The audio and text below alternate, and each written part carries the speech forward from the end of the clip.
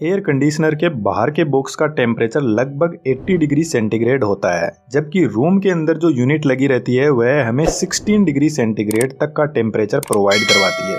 तो इतना ज़्यादा टेम्परेचर वेरिएशन होने के बाद भी एयर कंडीशनर कैसे रूम की कूलिंग करता है। एसी में बाहर की यूनिट को कंडेंसर बोलते हैं। कंडेंसर का बेसिक मीनिंग होता है जो गैस को कूल करके लिक्विड में बदलता है। एसी में मेनली 4 ही यूनिट होती है जो मिलकर कूलिंग का काम करते हैं। सबसे पहले कंप्रेसर का काम शुरू होता है। कंप्रेसर के अंदर एक गैस भरी रहती है जिसका नाम है HCFC और इसी गैस को रेफ्रिजरेंट भी बोलते हैं।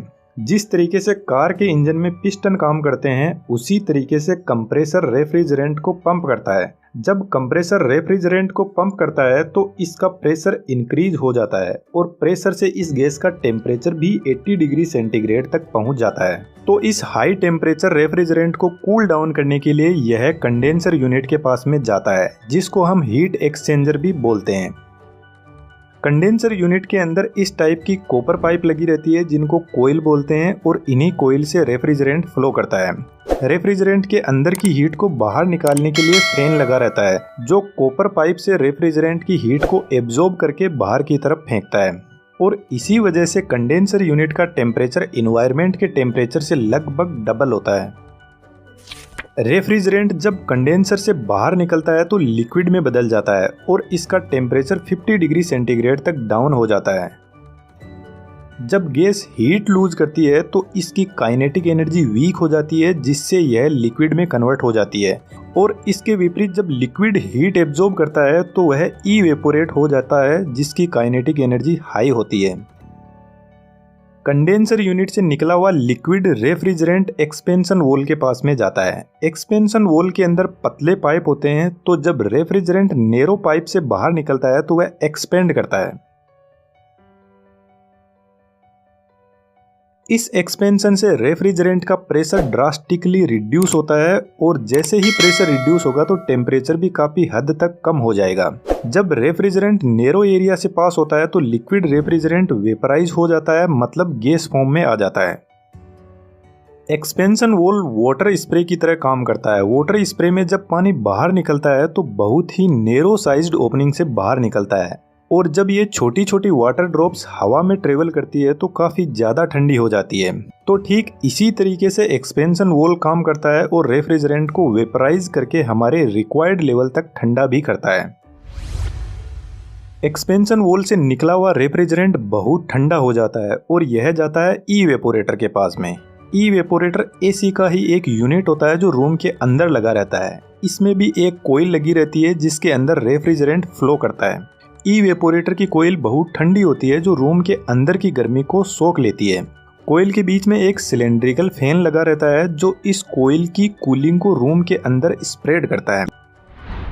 इवेपोरेटर कोयल जब रूम की हीट को एब्जॉर्ब करती है तो इसके चारों तरफ पानी की ड्रॉप्स इकट्ठा हो जाती है जिनको एक पाइप से बाहर की तरफ निकाल दिया जाता है। यह ठीक उसी तरीके से काम करता है जब हम फ्रिज से निकाला हुआ ठंडा पानी गिलास में डालते हैं तो उसके चारों तरफ पानी की बूंदें इकट्ठा हो जाती है और ऐसे ही इवेपोरेटर कोयल में होता है जिसके पानी को बाहर निकाल दिया जाता है। इवेपोरेटर की जो हीट एब्जॉर्ब कैपेसिटी होती है उसी को एसी का टन बोलते हैं। 1 टन के एसी की पावर कंजम्पशन 3500 वाट की होती है।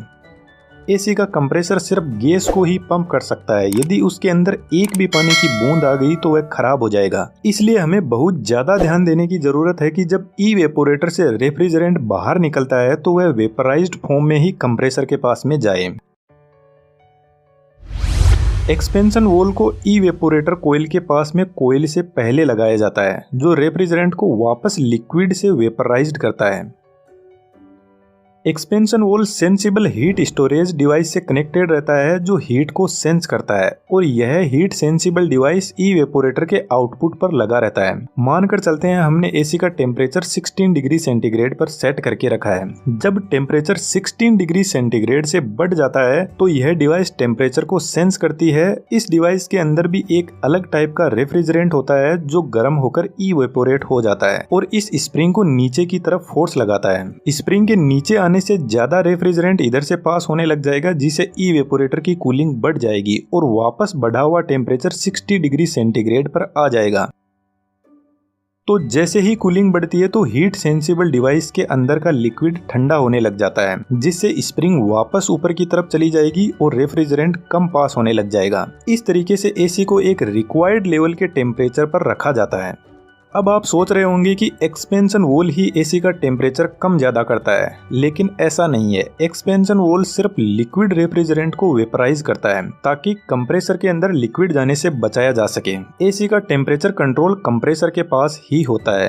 कंप्रेसर के अंदर capacitor start induction motor use होती है जो रेफ्रिजरेंट को इन कोइल में फ्लो करवाती है। इस टाइप के कंप्रेसर को रिसिप्रोकेटिंग टाइप कंप्रेसर बोलते हैं, लेकिन आज के मॉडर्न टाइम में स्क्रोल कंप्रेसर काम में लिया जाता है, जिसका दूसरा नाम इन्वर्टर एसी भी है।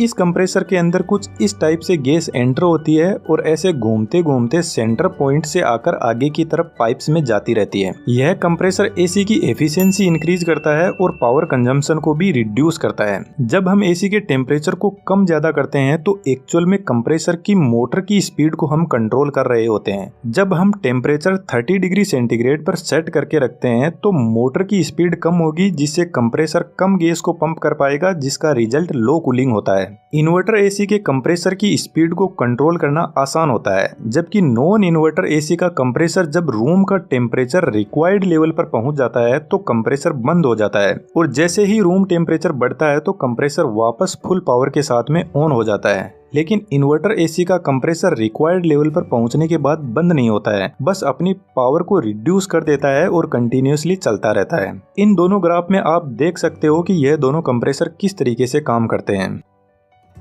इस वीडियो में बस इतना ही। यदि आपको वीडियो अच्छा लगा तो आप मुझे सपोर्ट कर सकते हो चैनल को सब्सक्राइब करके। Thank you.